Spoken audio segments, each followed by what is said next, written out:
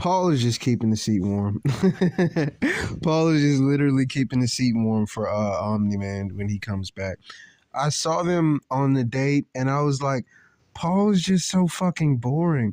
Why would anyone in their right mind want to date someone like him? And I thought about it. This is the kind of guy that only really, his time to shine is when a woman is going through something.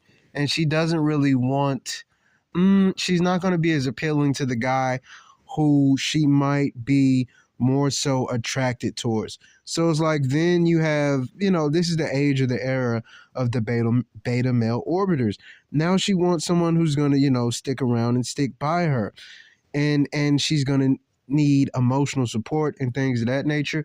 Whereas a guy who has more options, he's more likely to embody the immaturity and the fast-paced mindset of society. Everything about our culture is like, it's nothing fully matures or cooks. Like most adults, their version of I'm an adult is because, I do everything that my oppressor tells me to do. But you don't know anything about actually maturing into an adult. You just know the rules of, the real world. But you couldn't build a world for like the next generation. That's why all you pass down is oppression. So a guy who had more options, he would probably be immature and not want to stick around. So the beta male orbiter is going to be a lot more appealing at this point.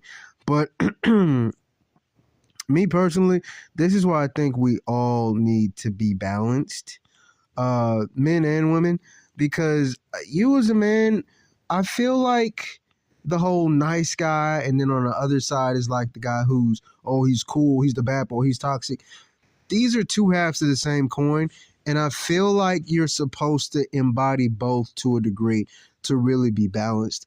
Like a lot of women will pretend that they don't know the difference because it benefits them. They don't want to give up their advantages, but they know that the nice guy is not a good guy, but they have to pretend that he is because that's her safety net. Now, in this particular instance, I don't think that that's what it is. I think at the end of the day, a lot of women will not mature, and they're gonna go for a situation that they can control. They'll probably have multiple kids, and they'll need someone who'll stick around, so they'll go for the nice guy. But I don't think that that's what this is. She's not genuinely going to settle down with this guy, right? Omni-Man set the fucking bar. He set the bar. I think what it is he's just a rebound. She's going through a bad time. She needs someone to stick around. Oh, honey, I'll wipe your tears away.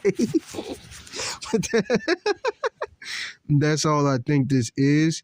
And I want to say that I'm not mad at her either.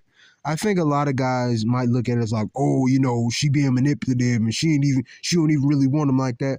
I think at different times you have different needs. I really do think it's the circle of life. It's kind of like how there are going to be times where people will be together and they'll just be like really into each other, for each other. And over time they drift apart and they want different things. And it's like people will see someone who essentially they've built up, but now that they're not going to be together, you see them with someone else, and like now they get to enjoy this person that you just made so much better. But I feel like that's the cycle of life. I really do. You know what I mean? Like it's going to be friendships that don't work out, but you'll feel like after everything I put into you, now you're going to go share like my everything I taught you, maybe about social dynamics or like emotional intelligence, or maybe my taste in music or movies or something. Now you're going to go get that to somebody else. And I get why people would be upset about it, but I feel like it's the circle of life and I'm not mad at her.